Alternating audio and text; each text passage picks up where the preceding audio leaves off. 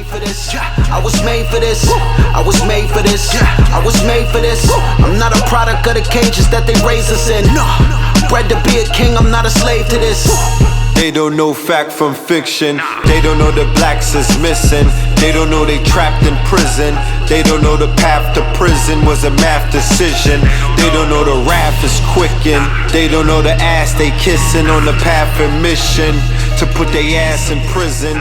They don't know black religion. Peace, family. Welcome to another episode of Underground Railroad Productions. This your host, Brother Rich.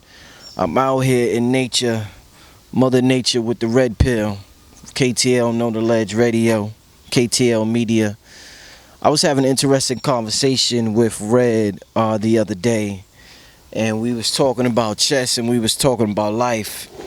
And I don't want to mess up what he said, so I'm gonna let him say it. But we all know the game of chess, and we all know how do you defeat your opponent in the game of chess. So I'm gonna just let Red go from there. Go ahead, Red. Well, what was it you told me about the game of chess and comparing it to life and pretty much what's going on? What is exactly you told me? Well, first of all, peace to the family. We were sharing an analogy. I was making an analogy based off of some research that was being done for an upcoming lecture that is entitled The Fear of a Black Messiah. And in that research, I was drawing the comparisons for the game of life and the game of chess, along with the science or the political science of war. And the conclusion that I came to, or rather the analogy that I was using, was in the game of chess, the most coveted piece on the chessboard is the queen.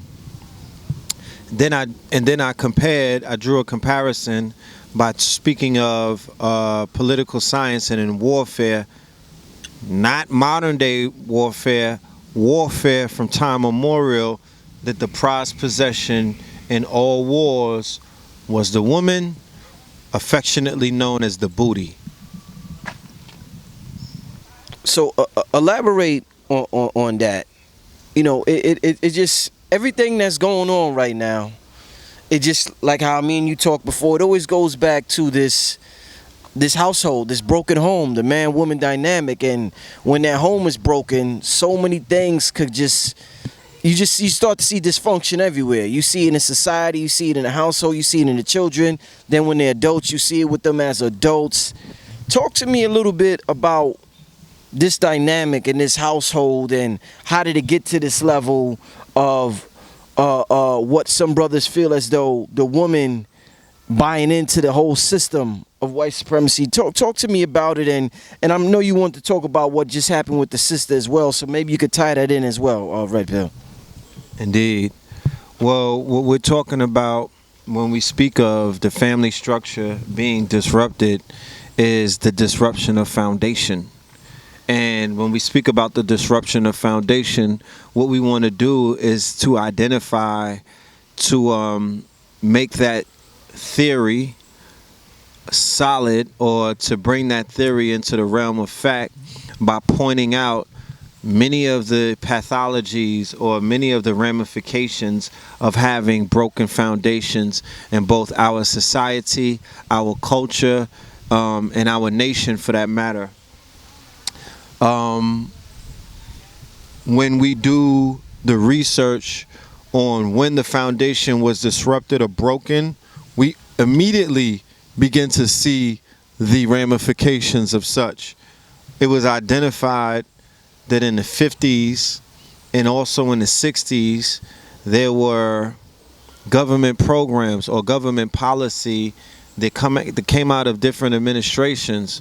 One of the administrations that was responsible for introducing these programs into our community was Lyndon Johnson and also Nixon. On the flip side of that, it's come to light in modern day times that the Nixon administration was responsible for a policy that was directed against not only the black man, but also his family. All right, with the end result being the black woman, with the end result being that coveted prize, with the end result being the queen on the chessboard. All right. keep in mind, we're talking about a soft war, or what is known as a war on paper, which is known as the war on poverty. But the war on poverty was an actual war. It has actual casualties.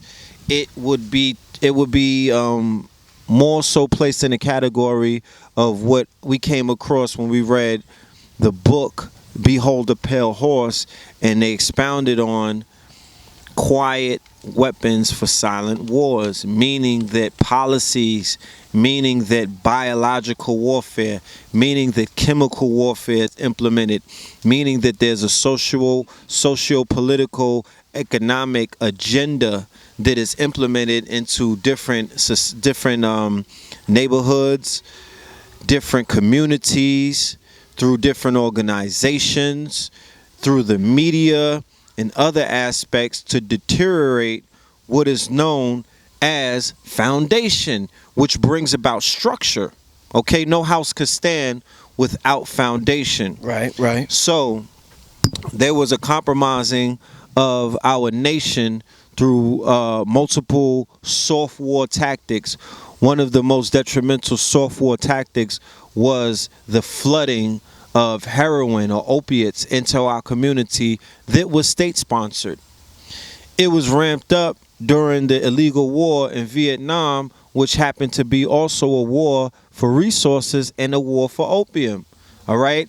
The soldiers came back strung out on opiates. The soldiers were actually coming back. They said that they had coffins and other military equipment filled to the rim with drugs. They shine the light on that with the Frank Lucas story, affectionately titled American Gangster. We got into that in 2000 and I believe it was 7, and we spoke about the ramifications of them naming American Gangster, American Gangster the movie, American Gangster the album with Jay-Z, American Gangster the BT show. They never showed you American, the United States of America gangster, but they were showing Aboriginal, indigenous, black men as the American gangster.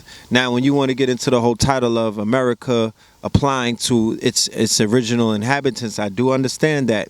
But what the population or the public or the majority of our people will never understand is the fact that when they are terming all of this American gangster to your people and to your culture and to you, that is very detrimental to not only our image, but that is very detrimental to our global image. It is detrimental to the history. It is detrimental to our status.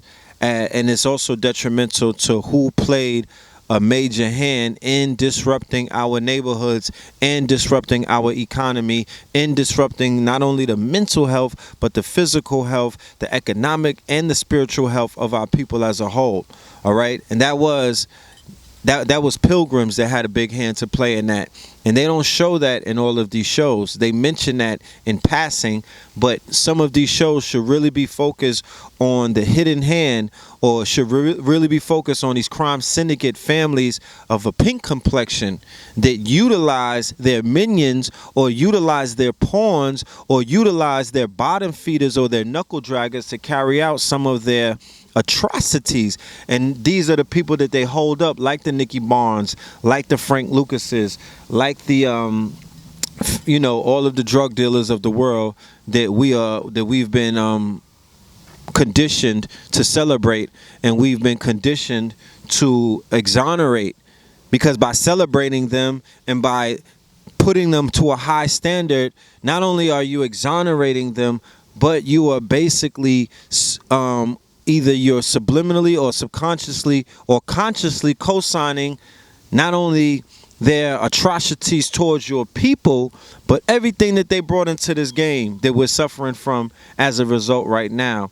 So some of the public policies for governmental aid was the fact that the women will receive governmental aid, and the family, the single mothers, or the women for that matter, would receive governmental aid if they only were single mothers. By being single mothers, there could be no trace of the black man in the household. Okay? At the same time, media began to play a very important part in portraying images of black men becoming entrepreneurs or becoming small business or moguls, for that matter, by utilizing narcotics, by getting into the narcotics trade, and also getting into the prostitution trade or the sex industry, for that matter, by bringing forth Superfly, holding Superfly on a pedestal. My father told me that the brothers went into Superfly with afros and came out with perms. Now, immediately after Superfly, you had another movie that began to change the course of black men in America, and by doing such, it compromised, because we're talking about the game of chess. We're talking about the pawns. We're talking about the bishops. We're talking about all of these players on the board. But ultimately, we're talking about the most coveted piece, the piece that is supposed to be protected by all means, the piece that really matters, because that piece ushers forth life into this realm. That piece, or that coveted piece, she's the first teacher. She is the first nurturer. So if the men acquiesce to a drug dealer mentality, if the men acquiesce to a pimp mentality, if they want to become like the people who they despise the most, who they a few years ago were fighting against, now they're becoming very Roman-like, now they're becoming very Greek-like, now they're becoming very Pilgrim-like, now they're becoming very savage-like. Who bears the brunt of that? Of course, it's always going to be the woman. So she becomes the victim. She becomes the one who she becomes the collateral damage in a lot of these instances where the men begin to go to war with each other. The alphas go to war with each other. The alphas got taken out by the alphabet boys. Keep in mind. All right? So now we live in a society where there isn't any, the alphas are not even around anymore. Okay? The betas are not even here. You're dealing with deltas. And I would even say the shit has fallen so far that you're dealing with zetas. Okay? But you're dealing with deltas at this point. So a lot of the men begin to go to war with each other. That gave a rise to the prison complex industry. That also gave a rise to a lot of black on black violence. That began to deteriorate a lot of the neighborhoods, which were once prosperous and which were once safe, as the jobs begin to get shipped overseas and the factories begin to shut down, and all of these policies begin to be implemented where they begin to target melanated aboriginal indigenous neighborhoods and communities where they were becoming very prosperous. But when the drugs begin to enter and different policies begin to enter, and small businesses begin to get squeezed out by box stores and other stores, other corporate entities, we were becoming compromised. And keep in mind, on the flip side of that, we were also being inundated with religion in ways that we have never been inundated with religion before. All right, so a lot of the people were going to sleep, and this was also a time where our people were freshly integrated into a system that their own leader, their own slain leader, Martin Luther King, said that he feared that he was integrating his people into a burning house. He never recanted on those words. He did get assassinated shortly after he made that statement. So, with that being said, people were freshly integrated into a system that never atoned. They were integrated into a system that never gave them a viable solution or a viable formula to not only dealing with the trauma that they were causing over the centuries, but atoning for some of the savagery that they put those people through, and also to set up something economically, socially, and culturally uplifting for people that they were responsible for tearing down for centuries, but more so decades, through Jim Crow, okay, through the war on poverty, through segregation, and through the lynchings that were taking place, and many other different atrocities, state sponsored, to do what? to continue to put a foot on the vassals that they have in this land in the Americas. What are vassals? Vassals are conquered people who basically pay taxes in a feudal system. This is a feudal system, and this is a plutocracy. It is not a democracy. It is not a republic. It is a plutocracy, and it is a de facto system. So they're keeping their necks on the heirs to this land. We could go further, but I'm gonna let you ask your next question. You know, and I noticed on my channel and some of the recent videos and even on social media like Facebook, after the situation happened with the sister in Baltimore, and we'll get into the Moorish thing a little later as far as the Moorish information. I got some questions on that, but I noticed a lot of people speaking out about, you know, the gender war that's going on and protecting a woman and things of that nature. And just, I mean, for me personally, Red, my life, I always had good memories, good situations, good relationships with women, whether it was my mother or whether it was my girl now or some of my ex-girlfriends. I never really got with a piece of shit female like that, so I could relate to what some of the brothers are saying about how horrible the women are. I can't really relate to that. Like somebody who's rich can't relate to somebody who grew up in the projects. I have no reference for a woman that was a piece of shit because I've been surrounded by good women my whole life. Facts. And I'm thankful for that. I want to ask you, based on that, to say this, I want to ask you a metaphysical question because I believe this whole process is a metaphysical process which eventually crystallizes into a physical process. Okay. They say in the realms of science, quantum physics, metaphysics, they say reality reaffirms your belief system. So you believe woman ain't shit, or you believe the black man ain't shit, and reality will continue to reaffirm that. It will continue to prove you right, because that's what its job is. Energy just listens to what you have to say, and it gives you exactly what you want. Not what you want, but how you feel. So sometimes you may want a good woman, but you feel bad about women, and that's what you end up attracting. So let me clear by saying that. But with that being said, Red, there was a Sufi mystic named Rumi, and he said, out beyond ideas of wrongdoing and right doing, there's a field. I will meet you there. And those who are into the sciences know he was talking about the quantum field. They know he was talking about, fuck, it gets to a point where you're tired of being right. Oh, God, girls ain't shit. I told you they ain't shit. Red, I was right. Because that's what we do. We be like, oh, I told you these bitches wasn't shit. But eventually you grow up and you say, damn, I'm tired of being right. I wanna be happy. I wanna feel complete. So talk about this process of us, because when we're in our ego mind, we want to always say, damn, I knew these niggas were, the females want to say, I knew the black man, well, he was a deadbeat. I was right all along. But we have to grow up. We have to get beyond this idea of being right all the time. Fuck being right if being right ain't what's right inside. So talk to us about that, Red Pill. Elaborate on, because Phil Valentine talked about this for years. Brother Polite talks about this.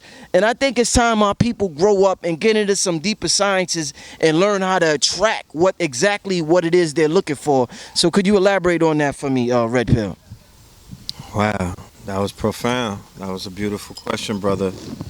Me and you build off camera a lot. You know, we speak about narratives that we are examining and that's making themselves known to us. And I've been speaking to you in confidence for a while about this brewing gender war that I see taking place, where there's a very powerful narrative on both sides. All right? You have the man hate, you have the woman hating side, where there are legions of minions. I'm talking about the numbers. There's armies of men who hate to their core black women, as we all will witness to some of the videos that were on that have been uploaded on WorldStar, Vlad, and other places that we are familiar with when we turn on our radio and we listen to some of the music and some of the things some of these males are saying about their counterparts. Very homoerotic messages about hatred, and you can hear a lot of the core issues coming out in their poetry or lack thereof. There's the Tommy Sotomayor video that was on World Star where he threatened the lady's life when the policeman pulled up. He told a sister who was not giving him back anything that he was giving to her. None of the vitriol that he was throwing at her, he was returning it, and he still threatened her life. So on that side, you have people that are like, yo, F that. I hate black women. They're hood rats and thoughts. I'm going to other women who respect me and who want me. And I'm like, yo, there's no other woman other than the woman who gave birth to you and who pushed you out of her womb and who comes from your same genetic pool and makeup who would want you more. If that is the case, if you find yourself in a precarious position like that, going back to what I was saying about the analogy of the chess piece or the coveted prize in war, you must have lost your war. You might have lost the motherfucking game of chess and been checkmated, and now your woman is gone and she's been taken and somebody else is utilizing her as a prize or a booty, and you don't know how to get her back. You don't know how to deal with the fact that you lost the fucking war. You don't know how to deal with the fact that you've been defeated and you've been checkmated, and the whole world knows it except your weak fucking ass.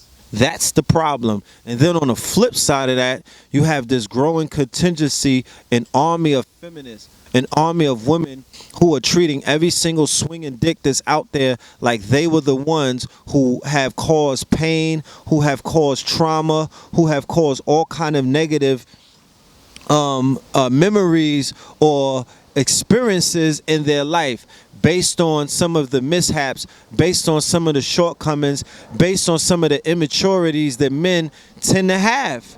Because we are part of a hip-hop generation that did not do a successful job at growing us up. It did not do a successful job at teaching us on how to be men. It did not do a successful job in even our rites of passage. My rites of passage dealt with me going to Rikers Island when I was 18 years old, C-74, HDM, being surrounded by a bunch of fucking killers and murderers, rapists, thugs, bandits, misfits, you name it. But when I came home and when I went back to school, they treated me like I was a fucking victor. They treated me like I did something, like I accomplished something. That was my rites of passage. I didn't know that my rites of passage dealt anything with how to treat a woman like a queen, how to treat a sister like a goddess, how to uphold and protect my woman. Hip-hop didn't teach me that. Hip-hop it did not teach me that. So what I had to learn in the interim, going through a lot of pain, going through a lot of trauma, dealing with a lot of suppressed, like I've been hurt multiple times in my life. I've been crushed multiple times. You know what I mean? I've been dragged multiple times. But what I didn't harp on was the negative and the why me and the victim mentality. What does the victim mentality do? The victim mentality attracts. The victim mentality magnifies. And what does it do? It creates a situation where you are creating a situation where you don't want to look at yourself in the mirror, so you create all of these intricate in your wonderful imagination. You've become the victim where everybody's against you. So what does life do? Life continues this lesson, and life will send somebody who is not even life will send a person who is a conglomerate of all of the people that you fucked up in your life with, and send them to you a gift package with a goddamn bow on it. She may be the most beautiful avatar in the world. Lips luscious, always wet. You know what I mean? Looking like glass, succulent. The breast. I'm talking about, it looked like they designed her, in a museum somewhere, chiseled out of marble. But the shit that she brings with her, her baggage, and all of the tricks that she got up her sleeve for you, it's going to be a lesson that you have to learn, and you're going to learn it the hard way, that a lot of us have to begin to work on ourselves. A lot of us have to begin to work on whatever trauma that we're dealing with. A lot of us have to work on our depression. A lot of stuff that we suppressed. A lot of shit that we buried, but it's in shallow graves. A lot of the baggage that a lot of us are carrying. A lot of the trauma that a lot of us have because of our complexion, because of our height, because of our weight, because of our phenotype, because of our stock. Like, I want to get into the conversation about stock. I want to get into the conversation about our genetics. I just came from Louisville, Kentucky, where they raise thoroughbred horses. These people deal with pedigree, stock, and bloodlines. And they told me that they got that science from raising up slaves. So we want to talk about that one day. But you have to begin to manifest. That's why I love to study our ancestors and the great ones who have came before us. I love to study the great warriors. I love to study even with the sister whose life that they just took. When I looked at the video when she got stopped by the traffic cops, or she got stopped for a traffic violation, and I was able to recognize how her spirit, and I was also able to recognize what level in consciousness she was in. And I was able to recognize that ancestral spirit that is coming back in a lot of our youth, it's non-conformity, it's non-compromising, it's non-apologetic. She's not wavering. They're not wavering. They're here to do something. They don't want to conform to your societal norms. They don't want to get along. They're not here for that. That's what I was able to see because I studied history and I understand that spirit is back. And it's not time to make apologies. Somebody talking about she was going too far. Going too far in whose book? When she realized what the fuck the game is, and she realized what the war is about, and she realized who she is on the chessboard and how important this piece is on the chessboard. Okay? She's not going to back down. You're not going to make our sisters back down. All right, because a lot of women, and this is not a shot towards anybody, but when women realize the dynamics of warfare, and when women realize the dynamics of the game of chess, they realize at the end of the day that their life is not as in danger as other people's lives may be. They realize if they assimilate, or if they convert, that their lives will be spared and they'll just get assimilated. They'll give birth to a fucking Obama. All right, this has happened through time memorial. All right, this is what created the Puerto Rican. This is what created the Mexican. This is what created the Ecuadorian. This is what created the African American Negro. All right, this is what created some of the Creole. This is what created some of the Dominican. This is what created the Dominicans in the Dominican Republic. This is what created all of the people who were speaking the tongue of their conquerors. What did they do? They killed the men. They put their heads on spikes. They quartered them. They hung them. They burnt them on crosses. And they took the women. They raped them or they married them. And some of them didn't have to rape some of them. Some of the women acquiesced. And they did it through, but it was always enforced and coerced. If they cut your fucking man's head off, of course you were being traumatized. You were being, your innocence and your womb was being taken. And then they were given seeds in them. They would teach them their language. They would teach them their culture. They would teach them their religion. And then you have these new people. Okay? So we live at a very dangerous time right now where the women are beginning to decide, yo, we leaving these niggas. We're not fighting this one. We're not fighting this war. Fuck these niggas. All right? We're going to go chill with the gay guys, the eunuchs, and we're going to chill with the LBGTs, and we're going to go chill with the white people and whoever else is putting fire on these niggas because it's karma. They deserved it. They hurt us. They did bad by us. They did wrong by us. They was telling us to twerk. They was telling us to sell our bodies. They were telling us to move cocaine in our orifices. They were telling us to transport drugs. They were basically running out the back door when the police killed us for traffic violations and warrants. Yeah, her baby father boated on her with the daughter. I don't know the story. I don't know what happens, but the alpha male is no longer here anymore. Like I said, it's not beta. These niggas are deltas. And what happens in delta state when you sleeping? All right?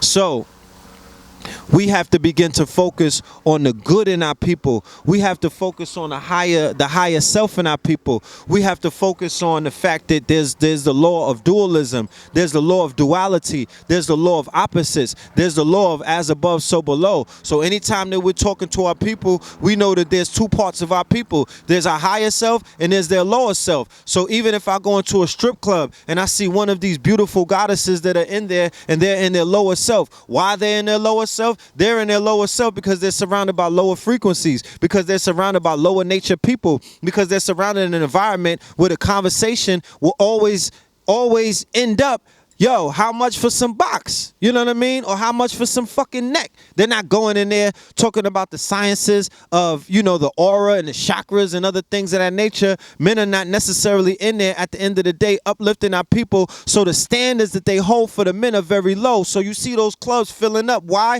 Because men love to go places where the level of water doesn't force your ass to rise to very high heights. All right? If all she requires is for you to bring some singles in there and a few dollars and to buy her a drink, yeah, these niggas are filling up the strip club because women are not holding them to a high standard inside of those clubs. Women are not forcing those niggas to say, oh shit, you're a shooter, you a killer, oh man, you running around with 30,000 in a bag. Well, there's a war on our people. Why don't you put some of that motherfucking money, why don't you put some of that killer instincts towards something that's a little beneficial to the onslaught that's taking place against our people? Why don't you put your bag, why don't you put somebody's head in one of those bags? Or why don't you put that bag up and say, yo, why don't somebody go ahead and take this bag? We're going to put a loaf of bread on somebody's head and bring that one back.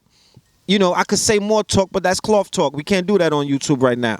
You understand? But we have to see the higher self. Going back to the strip club, I could still see the higher self, or I could still see the higher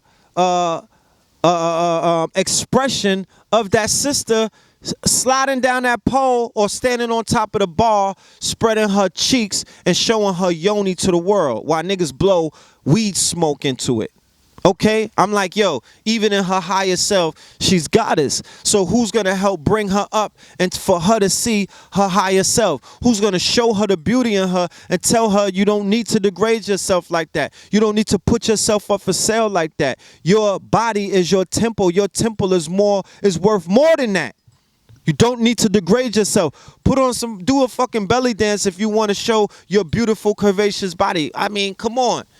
There was levels. So you had harems and you had other places like with the in Asia where they were dealing with sensuality and sensualness and the expression of the divine feminine, but in a higher form of expression that was more pure, and it dealt with dealing with the energy, dealing with tantra, dealing with the sexual nature and the sexual energy, identifying sexual energy as a magic and then tapping into that. So if we know that our women are magic, if we know that our women are the most coveted piece on the board, if we know that our women are the prized possession at war, and we know that our people been toppled by wars. What war? The war on drugs, the crack era war, the war that they took place, the war on poverty, the chemical war that has compromised the wombs of our women that have given birth to men who have chromosome imbalances to whereas they think that they're women, to sisters that are being born with chemical imbalances, overflow of testosterone, that they cannot help that. This is a chemical war. This is a biological war for the fact that they gave our people vaccines in the 60s.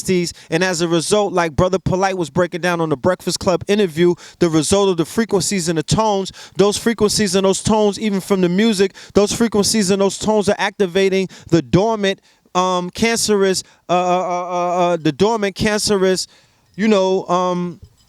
agents that are inside people's bodies to begin to wake up, okay?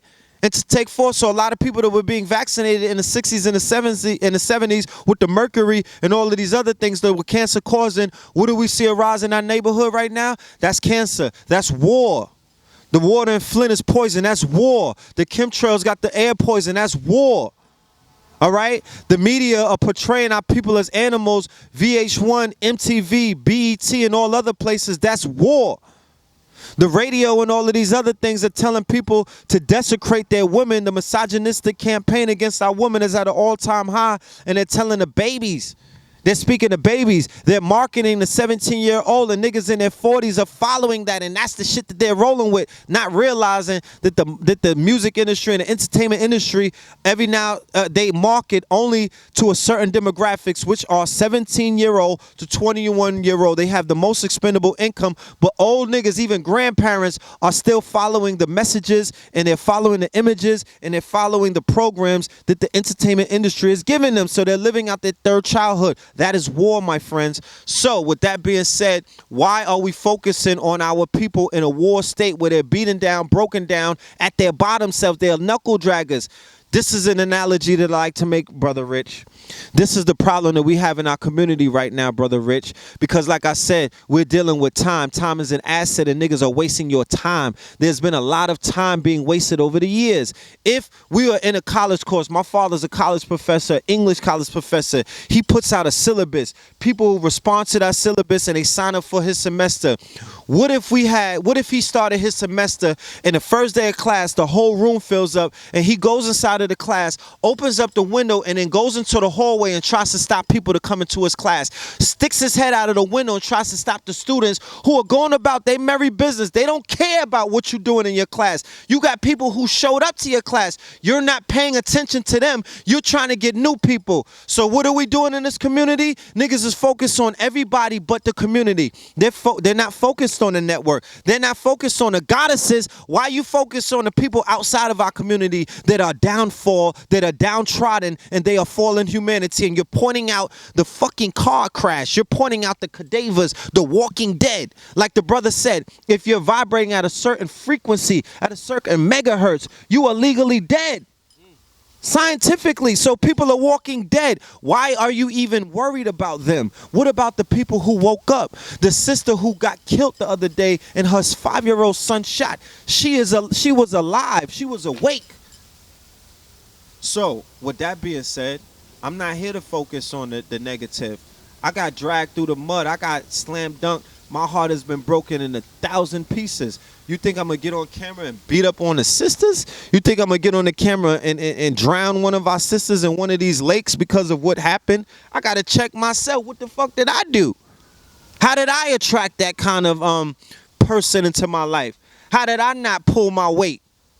You understand? They respond off of things that you give to them. You know what I mean? What is your role as a man? What is your role as a woman? That shit has not changed. You cannot change universal laws. So what is the gender roles? So get into your hermetic principles, study the law of gender, study the law of duality, study the law of correspondence, study the law of as above, so below, study the law of vibration. You got to study all of these things and apply them. So I'm with the community or the network that's holding up their women, that are speaking life into their woman, that is speaking about the beauty of a woman. Red Pill would not be here if it was not for sisters that were in my life throughout my whole 10-year journey or my bid in consciousness. They suffered along with me, okay? They bared the brunt that this community has to offer. All right, they were there with me suffering through this shit. Why do I say suffering? I say suffering because when you go through this when you go through this work, when you sacrifice a lot of things and put your life on the line for your people, for the cause, for this information, and you going against the grain where ignorance is bliss and the majority of these people are zombie like, yeah, you're gonna bet that shit. You're gonna take shots. You are going to feel the pain. All right. It's not just on me. I'm not speaking for myself. There's 1,000 people I could put on this mic who have the same story. So it's not just us. We not failures in life. We going through a rites of passage, and we're going through a spiritual sojourn that cannot even be spoken and explained in words. This is divine. You know, as in the situation with the sister, one thing I've also been hearing lately is that people speaking about the Moorish information. Now, for years, people have said that the Moorish information is real tricky. It's real dangerous when you get out there and you deal with law enforcement because it's so scattered. It's so all over the place. So you have a bunch of people that's spreading information that is incomplete, that is inaccurate, and that's just flat out lies. Do you think, you know, we're past that stage in humanity where there's secret societies and the information it only belongs to a select few of people, or the Freemasons have this information everybody knows what the Freemasons know right now. All information is out there on Google. Google's the baddest thing on the motherfucking planet.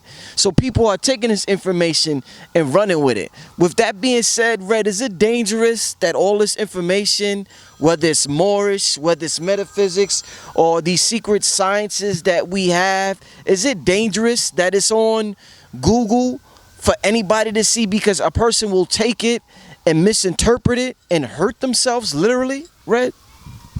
Excellent question. Goes back into the narrative that we've been having on this channel over the past year.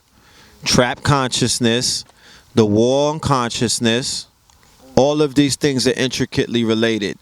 Levels of consciousness, being able to come into consciousness through filter systems and through platforms that are more responsible than to come through on places where you get the information from third-party sources or from areas where you may read a book, or you may read a pamphlet, or you may come across a video or a clip for that matter, or even an update, or you might have watched Boondocks and it woke you up.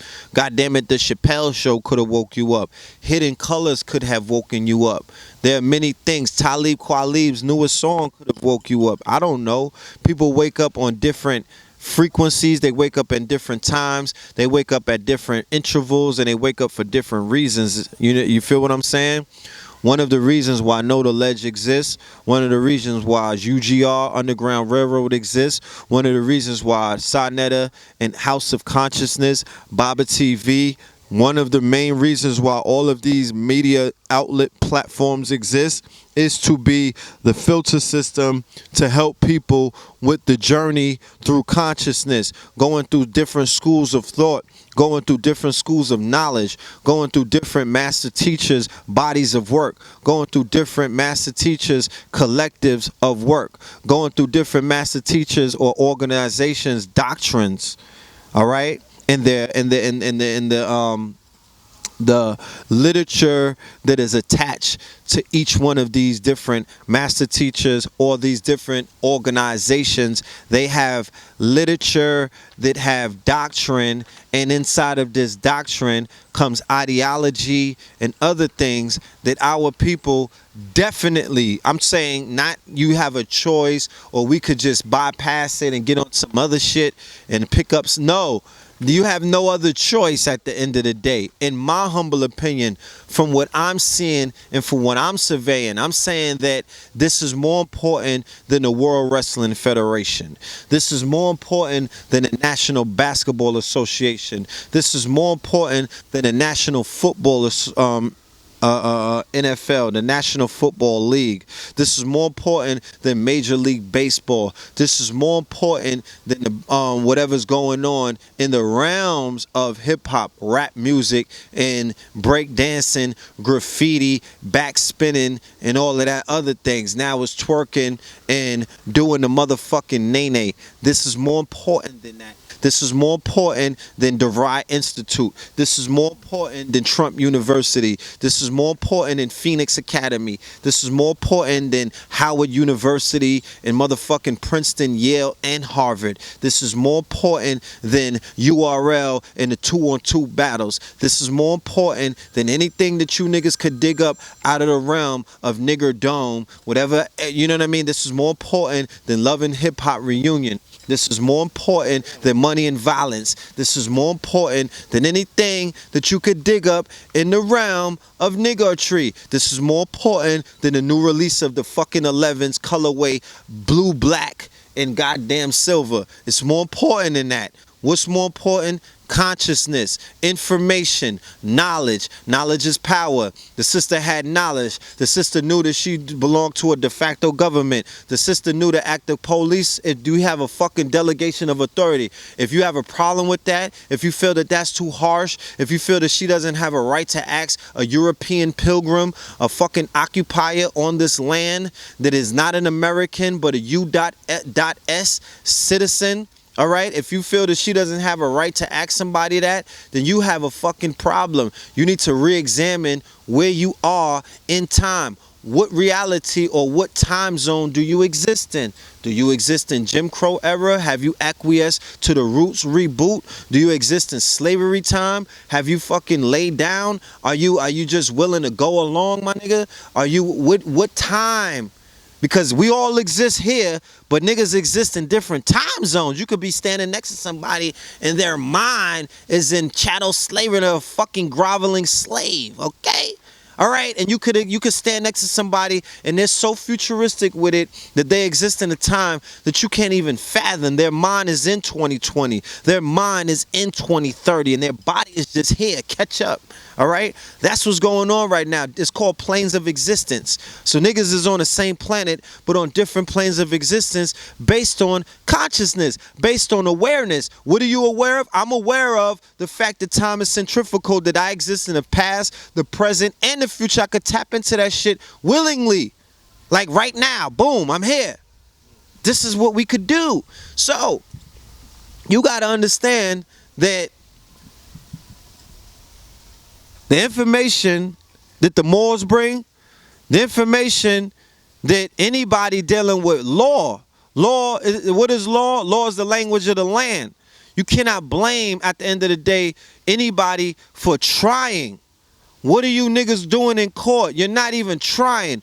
What are you doing when you get stopped? You're not even trying. What do you do when they come and evict you? You don't give up no fight. You don't try. Why don't you try? Because if you tried, you would realize that the shit works. If you know what you're doing, if you're standing on your square, you realize that public servants cannot tell you, a taxpayer, a person who has jurisdiction over a public servant, they're not gonna tell you what to do. And people are like, well, they don't care about what you say. Well, that's where lawsuits come in. Well, they're gonna take your life. Well, you better die for something, cocksucker.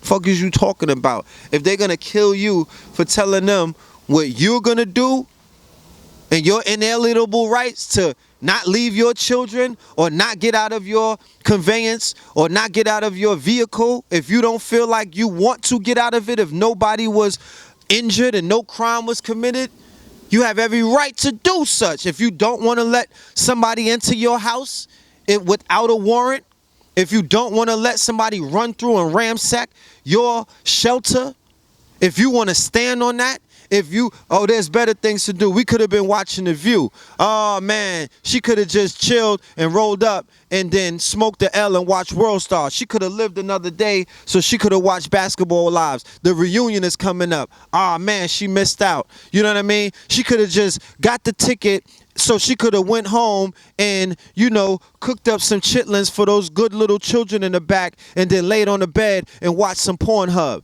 or some stupid shit or listen to the new Nicki Minaj. Get the fuck out of here. All right? The sister understood what level and she martyred herself. She didn't die during that traffic stop. For everybody, for people who's not familiar. And if you didn't watch the traffic video, you know nothing of what I'm talking about. Only until you watch the video and you see her stance and you see what she stood for and you saw what she was speaking to the officers about. Now, my critique to the whole situation is that if that was my queen, I would have wanted to be there to be the one talking, because going back to what I said, she is the most coveted piece. She is the prized possession. I am the one who's supposed to sacrifice my life for my children and my wife. You're not supposed to be on the front lines taking shots for us, sisters. Black Lives Matter. Black Lives Matter. All right? You're not supposed to be the one sacrificing your life. You are here for these babies. I feel like crying right now. You know what I'm saying? This shit is touching me. That's not your job. That is not your job.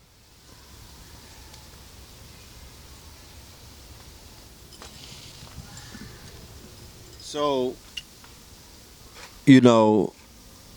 for the sake of these babies, and for the sake of, just being safe, you know what I mean, around these race soldiers, you know what I'm saying, around these, these terrorists, we have to begin to have protocol as a community, as a collective, as a network. You feel what I'm saying? Like there needs to be a certain form of protocol that we all acquiesce to. Going back to what the sister, I understand her level of consciousness. I understand at what level she is or she was in her consciousness. There are levels to this consciousness. She was at that level where the information, she stood on that information so strong, and she stood on her square so strong, and she's so fed up with the bullshit and the inconsistencies and the blatant disrespect, or the blatant and the outright trauma and the abuse and the oppression that not only she's seeing, but a lot of our sisters and a lot of the youth and a lot of our people are beginning to see. Remember that she represents the youth. She represents that youth energy. That youth energy is not playing no games. They're not compromising. They don't want to get along. Yes, there's a large population of the youth that want to get along, and they're in fear and they are scared. And the chemical imbalances within their bodies are not allowing their testosterone to pump fast enough for them to even get that shit in their heart. You know, that it takes to be a warrior, or that it takes to be strong and not be fearful. The fact that a lot of people are on chicken diets, you know, you are becoming what you eat. You know what I mean? And a lot of the GMOs are becoming to compromise our people. Going back to what I said, the death of the alpha. You know what I mean? And your Michael Jordans who have been giving money to the police department. These police departments are killing our people, or these police departments are justifying the fact that they identify our people as dead in the eyes of the law, civiliter mortuus, and they're carrying out that policy not only to kill our people, but to show our people who are identifying themselves with brands and identifying themselves, they don't have an identifiable nation, so they don't have protection not only in the United Nations, but around the world. You don't have allies, because your allies are looking at you, black man, like, look, we want your woman. Fuck the bullshit, man. We don't even want y'all here no more. Like, we'll just take your woman. So the moves are being made to basically say, you know what, we got a seat at the table for the black woman. They're ushering in a new paradigm where a matriarch is coming in it's going to be the face of a matriarch, but it's still going to be a patriarch. And people are going to lose their minds. All right, and that is also going to be that's going to be a narrative to start a gender war, to start a lot of gender disparities. They're gonna start to break us up even further apart. So we need our sisters, we need our brothers, we need everybody to come together. We don't need to entertain separatism. We don't need to entertain any kind of, disparate, any kind of dissension in the ranks when it comes to the brothers and the sisters, or the black man and the black woman, the Moor and the Moabite, all right, the Nesut Biddy and the Nesut Pretty. Pardon me. So we really need to focus on just getting this movement, getting this community, getting this network reinvigorated and moving in a direction. We gotta form Voltron. I don't know how many times I have to say it. I'm not gonna be here for long. You dig what I'm saying? I'm not going to be in front of these cameras for long. I'm not going to be talking when I'm 6 years old, drooling and shit. You niggas got me in a wheelchair, wheeling me around for photos and Instagram selfies and all of that. That's not going to be my purpose. That's not why I'm here. That's not what I showed up for. That's not what I signed up for. I have children. I have families. I have things that I want to do. I got to get back into my business. I got to get back into my initiative. I got to get back into all kind of things, because this shit right here is taking a lot from me, and there's no reciprocation. I'm not getting anything back. All right? We got fucking targets on our heads. I damn near seen a damn drone the other day following the God. So I'm like, what are we doing? What do we just report? Did the sister not martyr herself? Going back to what I'm saying, they didn't kill her during the traffic stop. They kidnapped her, accosted her. Weeks later, they came to her house to serve the warrant based on that traffic stop, and then they killed her after a standoff in her house. And that's when she did a video with her 5-year-old son, and then they shot the 5-year-old, and the father ran out the back with the daughter. All right, so we have to have, we got to talk, man. I need some sisters to get up here and talk, man. Like, it's good to say, you know, we need your voices to be heard.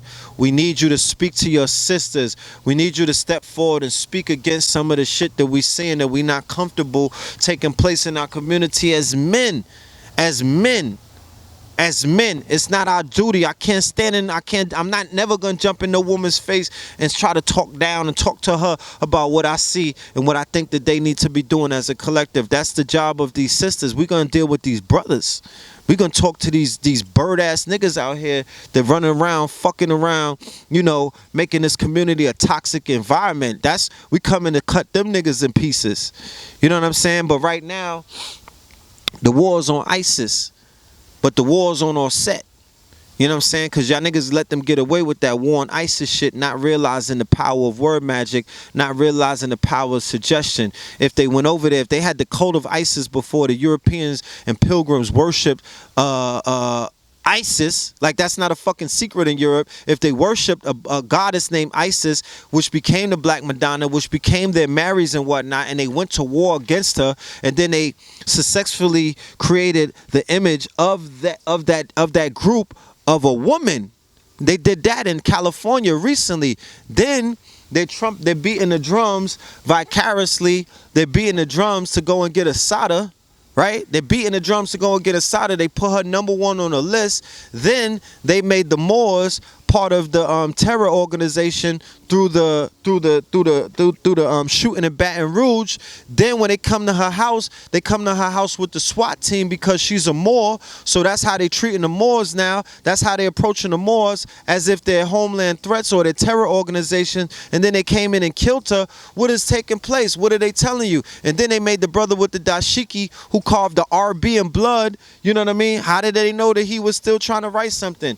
How did they know he wasn't saying Roy Biv? You know what I mean? How did they know he wasn't saying, you know, something in RB, initial? Why are they assuming that he was trying to write more? I'm talking about Mika Johnson. You know what I mean? So if you don't understand the narrative and what's taking place during these dog days of summer, if you don't understand that the war is on all set, the black woman are saw, cut into 14 pieces, scattered, disunited, disunified, disconnected. That's us. And then Heru, the baby, Tamir Rice, the little boy, the 5-year-old. You know what I mean? The whole collective. The whole collective. Fear of a Black Messiah, coming soon. Brother Red Pill, representing Know the Ledge. You know what I mean? The crowdfunding is here. Facts Initiative crowdfunding. Facts Initiative, August 30th in Connecticut, August 13th. The Hidden Colors 4 screening free panel with Sarnetta, Red Pill, Sankofa, Professor James Smalls, Irritated Genie at the Restoration Center in Brooklyn. Black Power Awards, November 12th in Atlanta with Red Pill as a host, along with David Bann and Cyrock. Made for This single is on sale. Thanks for everybody that supported it.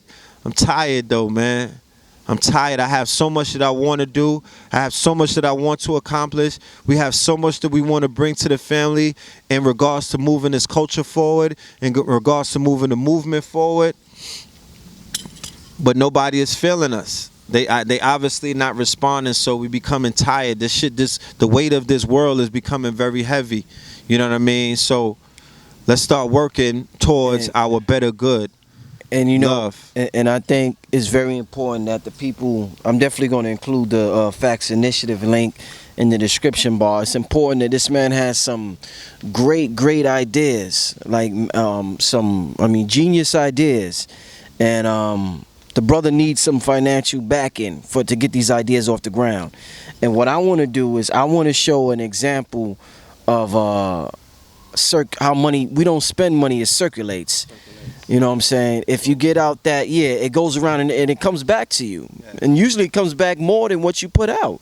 The people support me. I want to thank the people out there that support Brother Rich with the donations. Everybody. I mean, I can't say the list is very long. Like I said, a brother gave me 70 cents one time. I was thankful for it. You know what I'm saying? Whatever. You know what I'm saying? I'm thankful for whatever. But the people support me, and right now I want to support Red. I want to give him this on the camera. That's for the facts. That's 50. And the reason why I'm able to do that, thank you, brother. The people support me, allow me to be comfortable, so now I could give comfortable without holding my money tight until it bleeds. So I want to thank everybody that support me so I can support Red, so he could in turn support y'all, and so on and so forth. So we gonna get this thing right, and before order becomes chaos, and I just want us all to see the bigger picture and know that the story, we already know the ending. We just don't know how's it gonna end, but we all know how this ends. And I appreciate everybody out there for listening. You could be doing anything in the world, but you tuned into us, watching us, showing us support via your attention. Thank y'all. We signing out, family. We gonna see y'all next time. Blah. Peace, family. This Brother Rich from UGR, urging all my viewers and subscribers to help support the channel by donating just $1 to the UGR PayPal account. We appreciate the viewership and support, and we understand the power of $1. If you benefit in any way, shape, or form, we ask that you donate $1, whether it be monthly, bi-monthly, quarterly, or yearly, so that we can build our brand to compete with the NBCs, the MTVs, and the Foxes of the world. I figure since Kanye could ask Mark Zuckerberg for $1 billion, I can ask my subscribers to donate $1 so I can make the best possible content possible. The main objective of this channel is to inspire you to become the greatest version of yourself. So hopefully throughout the years of you watching this program, you have been inspired to become the greatest version of yourself. If you would like to donate, you could go to www.paypal.com and send a donation to richandmerit7@yahoo.com. Thank you and enjoy the rest of your program. I was made for this. I was made for this. I was made for this. I was made for this. I'm not a product of the cages that they raise us in. Bred to be a king, I'm not a slave to this. They don't know fact from fiction. They don't know the blacks is missing. They don't know they trapped in prison. They don't know the path to prison was a math decision. They don't know the wrath is quickened. They don't know the ass they kissing on the path of mission to put their ass in prison. They don't know black religion.